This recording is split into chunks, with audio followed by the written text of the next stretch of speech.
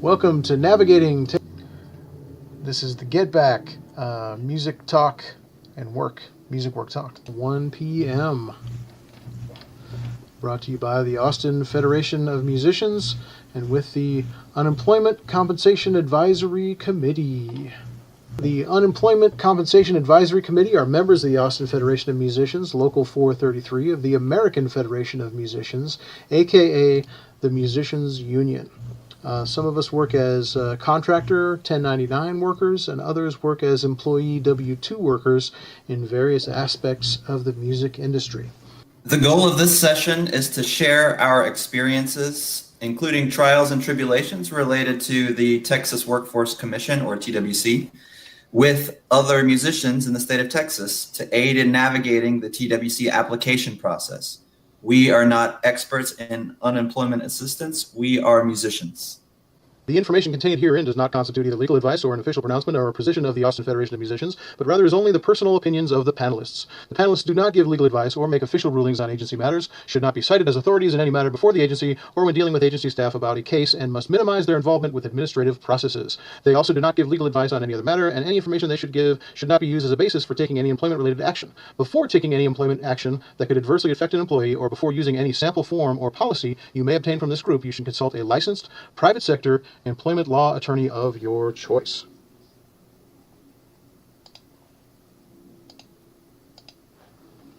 Okay, welcome back. This is now the Get Back Music Work Talk in Central Texas with AFM Local 433, formerly Navigating Texas Workforce Commission for Musicians. The title change seems to have come on a timely week, although we did not intend that.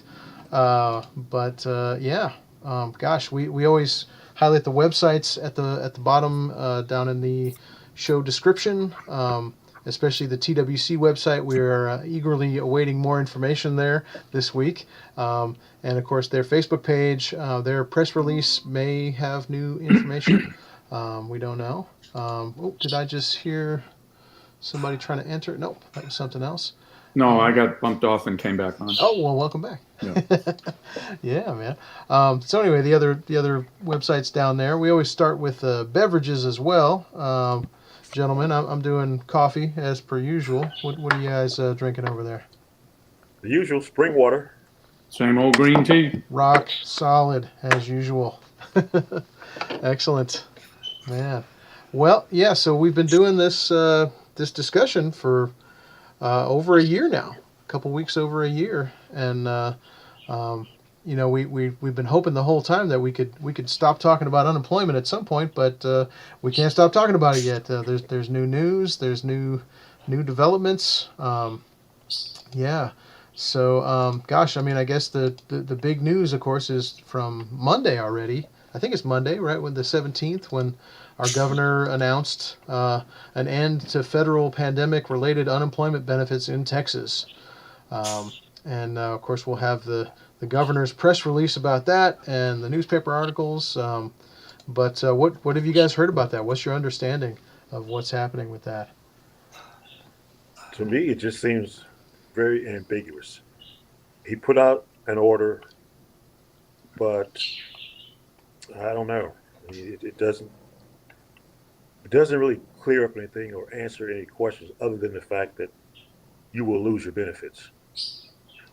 Yeah, curiously enough, I got a call from a manager in El Paso from TWC on Wednesday, and this was related to my identity issues. And he was calling about that and actually apologized to me for the problems that TWC had been having with ID.me, and implied that there were other people besides me who had also had issues. But anyway, during the course of that conversation, I asked him whether it would be worth my trying to resolve this issue anymore, since it appeared that the unemployment benefits would be running out, and he confirmed that. This was on Wednesday.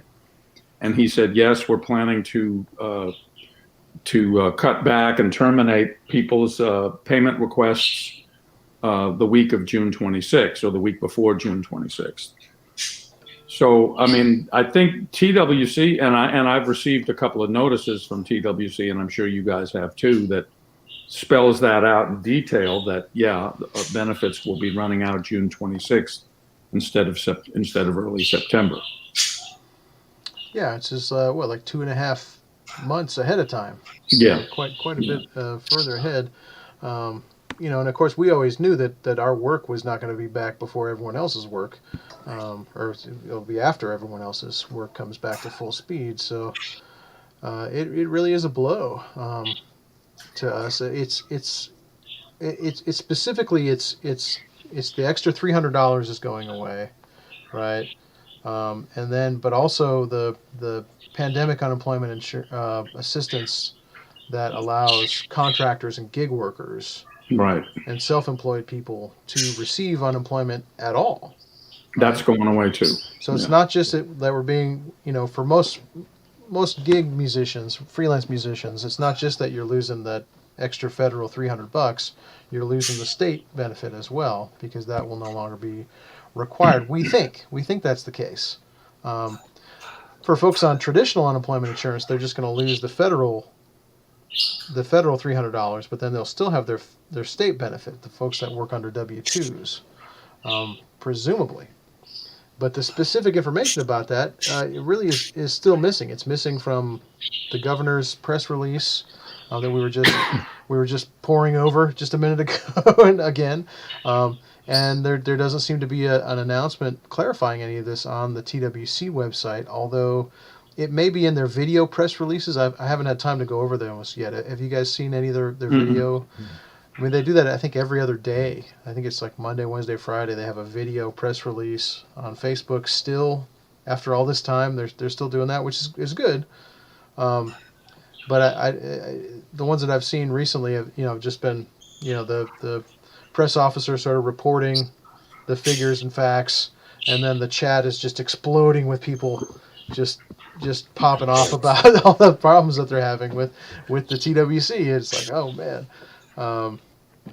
But there may be some more information there. We'll have to check that out, especially for this week, since Monday, because we don't really have concrete info from the TWC as of yet. So I guess we'll be watching out for that. But that is interesting that you heard actually from an official, Mark. Yeah.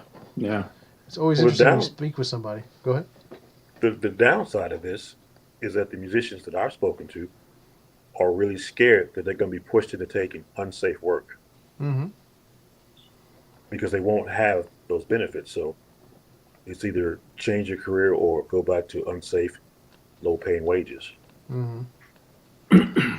Absolutely. Yeah, it's more important now, especially for us freelancers, to use the power that we have in the union to negotiate better working conditions and wages.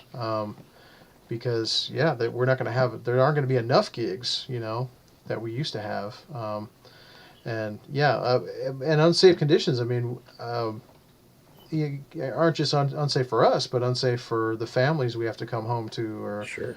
potentially, and we know not everyone is vaccinated, and it's even more unsafe for those folks, and it's like, oh man. So, oof, yeah. And this is on the heels of the repeal of the CDC guidelines of masking, or the changing of the masking guidelines from last week. And, our president of the United States, kind of appealed to everyone to be respectful for each other, to each other. I think, and that really refers to sort of asking each other about vaccinations. I think I don't know. How do you guys feel about that? Have you run into any issues with that type of thing, that conversation? I have. I was out and about yesterday, and I kind of just wanted to see what the landscape would look like. Mm-hmm. And so I went to a couple of different stores, and pretty much the staff were masked, but hardly any of the Patriots were masked. Right. And you just have no way of knowing, and you set those people up for violent encounters if they ask somebody, "Can I see your vaccination card to make sure that you are fully vaccinated?" Or do I just take your word for it that you are? Yeah, and I think that's the implication that we're supposed to. I think we're supposed to just take people's word for it. You know, I don't think it's.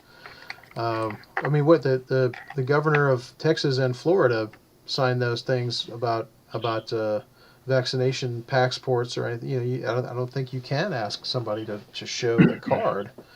You can voluntarily show it, but I don't think we can ask people to show it, and because it's their personal medical history. It's very sensitive. Yeah, and it's going to be contentious going forward. I think we have to be, you know, cognizant Well, of that. you already need to show proof of a COVID vaccine or a test to take an international flight Oh, to get in right. and out of America. Mhm. And the way that this is set up, it's headed toward you'll be carrying these cards around with you, Mm. Right. and somebody will want to take your temperature or has to see it. Well, I'm taking a flight to New Orleans on Monday, and I'm kind of curious if I'm, of course, bring my card, but I'm wondering if anybody's going to even ask me for it. That's interesting. That's a domestic Yeah. flight. Yeah. God, New Orleans. God bless you. Yeah. Oh man. I'm gonna sneak in your suitcase, man. Yeah, I know. It's going to be my first air flight in a year and a half. Wow, Wow. man. Awesome. Very, very cool, man. And is that for work or pleasure? No, it's just to visit my son's birthday. Even better. Yeah. Yeah, Even just a short trip. wonderful place to Yeah. visit. Yeah. Excellent, man. Yeah. All right. Well, we've got a couple of articles in the, um, yeah, that we'll put in the show notes, of course, and we'll have a link to the TWC page again because that's where some more details should be at some point. Um, but the Statesman article um, uh, doesn't seem to have a lot in there. It's a lot of reprinting from the governor's press release, of course. But there is a Texas Tribune article that seems to have a little more detail, but it's confirmed through the University of Texas researching through an economics professor at the University of Texas. It doesn't actually have real numbers from the TWC, so it's sort of speculative. And we really, as like we were saying, I mean, musicians are very nervous about this, and we really need, some concrete answers. So we'll keep getting, we'll keep watching for that, and we'll bring it next week if we can find it. Yeah. Yeah, I think the scary thing is that there's a vibe out there that it's over. Yeah. That the pandemic is over. Mm. And I mean, maybe that's true, but I find it difficult to change my behavior to go back to behaving as though, yeah, it's just completely over and there's nothing to worry about. Yeah.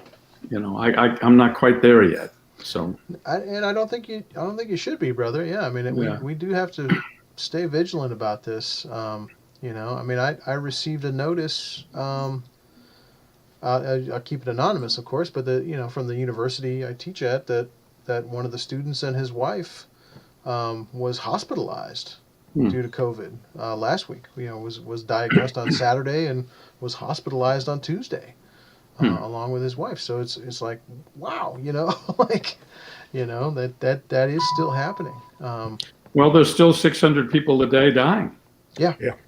Right. So, I mean, if you break that down by states, that's a good number of people per state, dying every day, 100 people or whatever. So, or 10 people. I don't know, It's whatever it is. more than what should be acceptable, and Yeah. obviously, yeah. So we do have to stay vigilant, or otherwise, we could be looking at another surge if another variant comes in or something. And of course, all these laws that seem to be going in Texas that are prohibiting these precautions that we've been doing seem very short-sighted in light of that. But all we can do is see and keep ourselves as safe as we can by continuing these protocols. I think it is interesting what you were saying, Russell, about when you go out and you're in retail businesses or restaurants, you see those employees masking, without fail, really now, Yeah.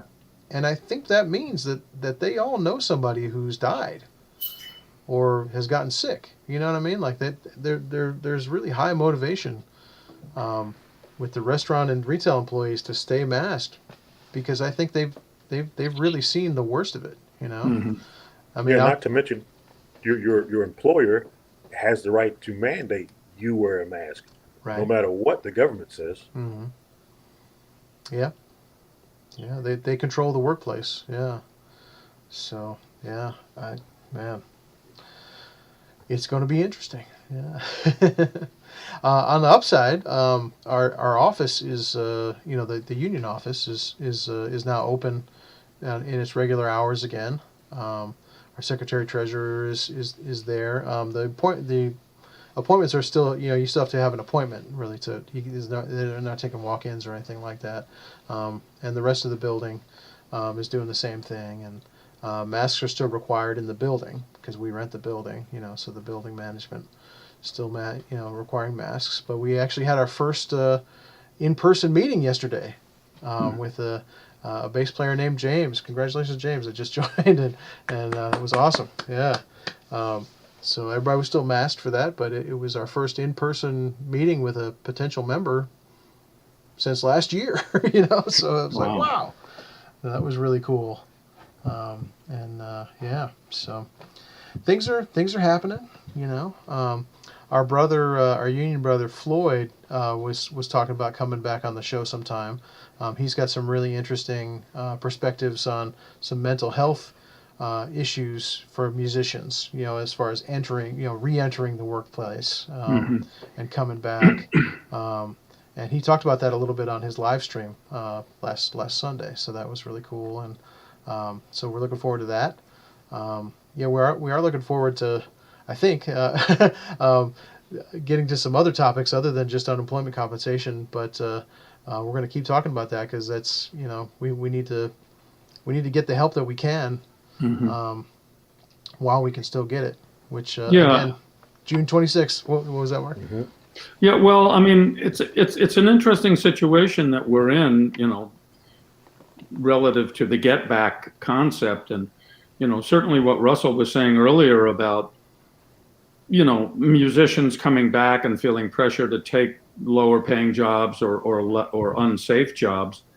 I mean, to some extent, I feel like this is an opportunity now for us, for musicians, to say, hey, no, I don't really, if you offer me a gig that's lower than what I think I should be making, I'm just going to not take it.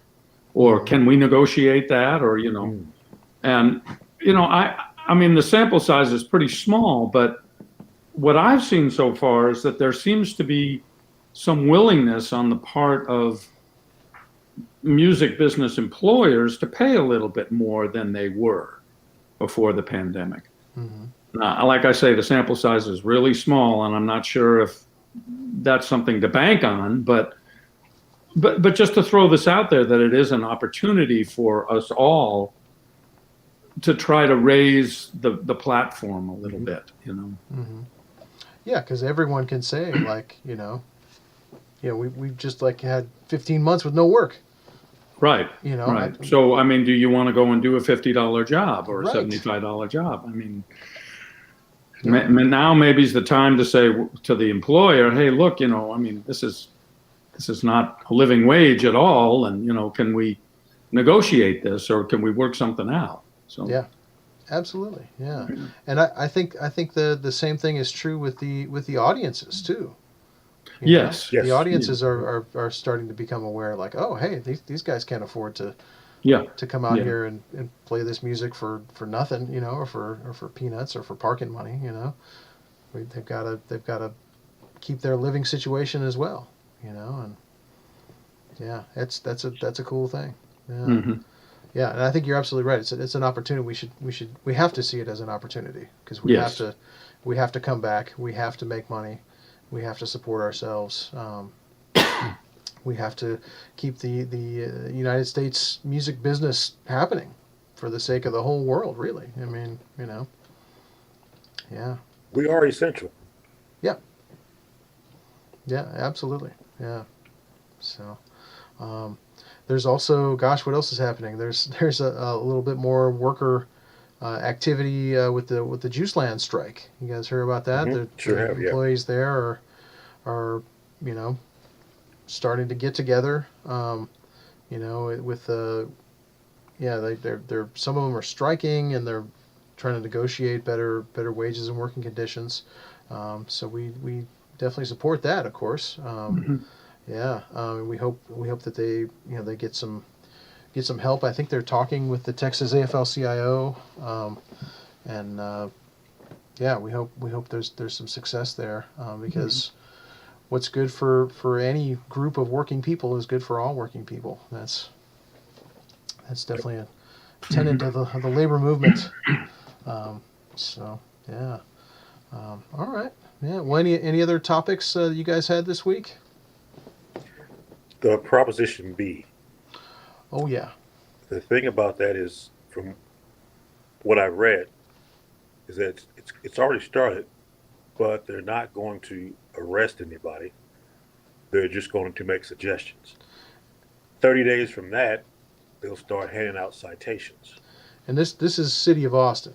City of Austin. Yeah, yeah, Hmm. yeah. So this we're talking about the City of Austin Prop B, which is the reinstatement of the camping ban, the ban on camping in public places. Well, and also it's criminalization.